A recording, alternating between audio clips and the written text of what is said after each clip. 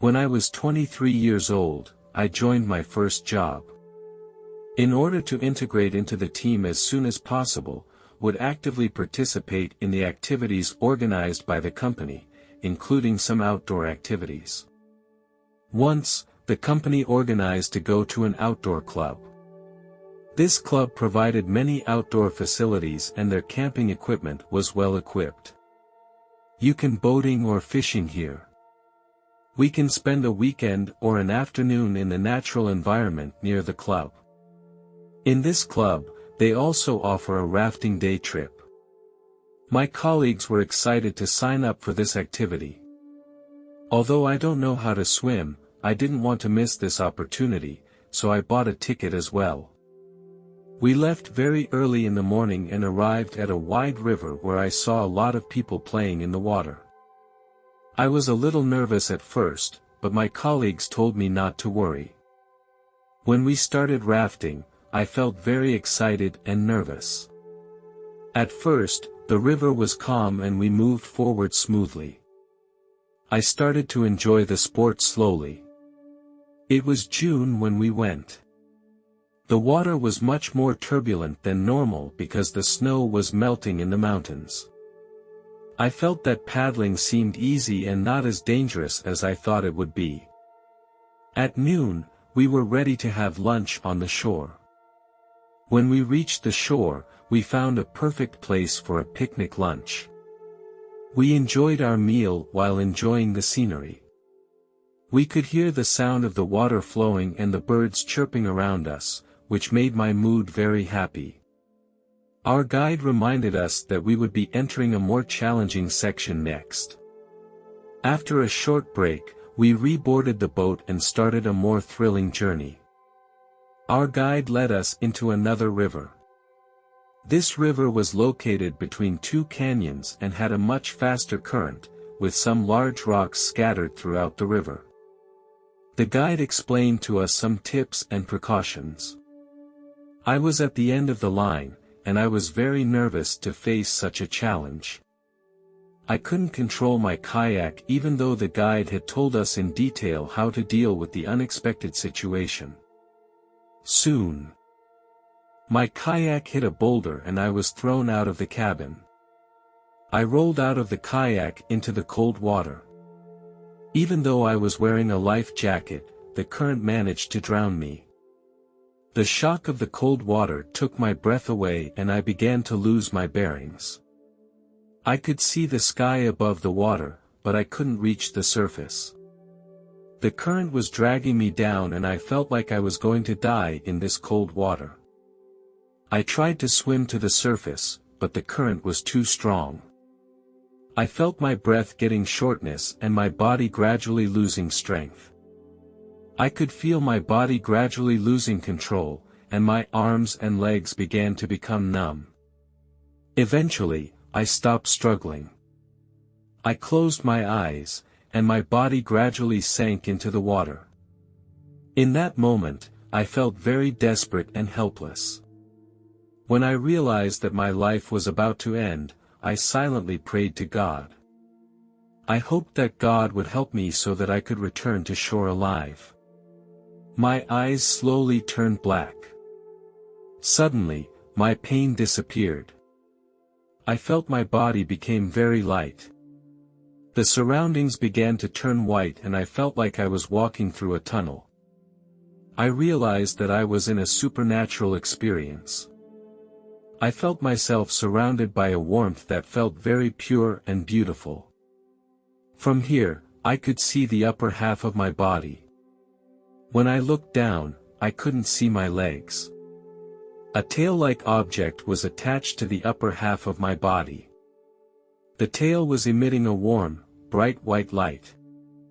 I was very surprised by this strange sight. It could be a supernatural experience. I had crossed the border between life and death and entered an unknown realm. A room appeared in front of me, which seemed to be made of clouds. I slowly approached this room.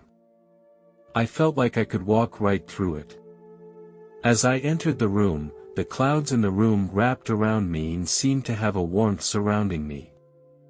There was no furniture or decoration in the room, only a soft light shining down from the ceiling. In this room, I felt surrounded by love. Suddenly, 3 figures appeared in front of me. They emitted an intense light. They looked like they were made of crystal. A ray of light shone on them, creating a beautiful rainbow. One of them was much taller than the other 2. This sense of oppression made me a little nervous. It was as if they sensed my emotions. Instantly, the 3 figures turned into a group of beautiful angels. They had huge wings and their bodies gave off a divine aura. One of the angels said to me, "You have come too early, it is not time for you to leave the earth. You need to go back and complete your mission and finish your work there." I didn't know what to say to him. Did they know me? Why do they want me to go back? I had so many questions I wanted to ask them. This angel seemed to read my mind. He put his hand on my shoulder and he said again, "You must go back, your mission is not yet finished, you still have a lot to learn." The angel told me that he would provide me with some help in order for me to better accomplish my mission. Then, the angel handed me a thick book. When I opened the book, I found that there were no words inside. Suddenly, I saw scenes of my past life in the book. It was like I was watching a silent movie. I saw many scenes, some of which made me feel proud and some of which made me feel remorseful. But there was one incident in particular that struck me. It was a normal day, and I was walking down the street when a man suddenly bumped into me. I was very angry inside. Since I had other things going on at the time, I left in a hurry. The angel showed me the truth of the matter. The man was a blind man. It was because he couldn't see the road that he bumped into me. I didn't realize my mistake at that time, so I kept complaining about the man. But now when I saw the scene, I realized what I did at that time was very wrong. I felt very guilty, but the angel told me that the fault was behind me. I should move on and make up for my mistake with my actions. I realized that there were things that I did not mean to do. But that could have caused harm to others. I also saw some people I didn't know, including a woman and 2 very cute children. I couldn't see their faces, but I could feel that this woman was very important to me. The angel told me, I had to live for that woman and children. I knew I had to go back. But before I left, I asked the angel if he could show me around. When I got an affirmative answer, I was overwhelmed. The angel took me to a very open place. Suddenly, I heard beautiful music, which seemed to come from every object. This place was very relaxing. The flowers and plants here were fragrant. All kinds of small animals were walking through the grass. The angel took me to a higher place and I saw a huge waterfall. Then we came to a field of gold. At the end of the field there was a huge tree. The leaves on the tree were golden yellow. The breeze blew, and the leaves fell from the branches of the tree. Then, the leaves turned into birds of various colors. Next to this tree was a clear lake. When I got close to the lake, I noticed a special sheen on the surface of the water. It was as if the lake was dotted with countless diamonds. I bent down and reached out to touch the surface of the water and felt its soft and warm touch. Suddenly, I saw some strange things swimming under the surface of the water. Their shapes and colors were very peculiar. Curious, I moved a little closer. As I moved, the creatures moved with me, as if they were interacting with me. When I wanted to come a little closer, the angel stopped me and said to me, "You cannot cross this barrier. It's time for you to go back, you have a lot of work to do." My emotions started to get a little lost.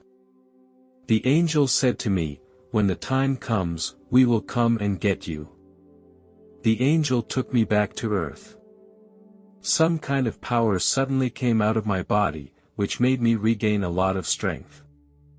I swam as hard as I could toward the nearest shore. My hand grabbed a big rock. Finally, I climbed to the shore without any problem.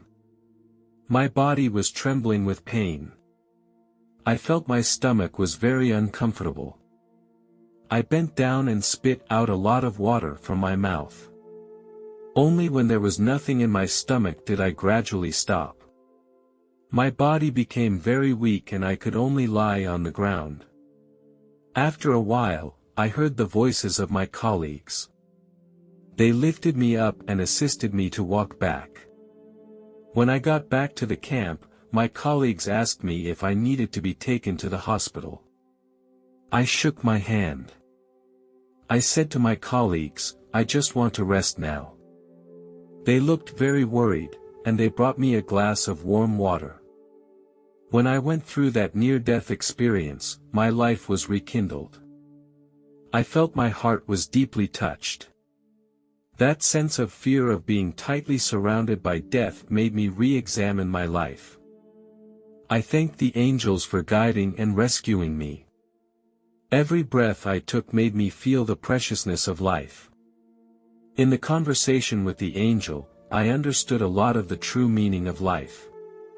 He helped me to realize my shortcomings and mistakes. I experienced such deep feelings that made me understand the true meaning of life.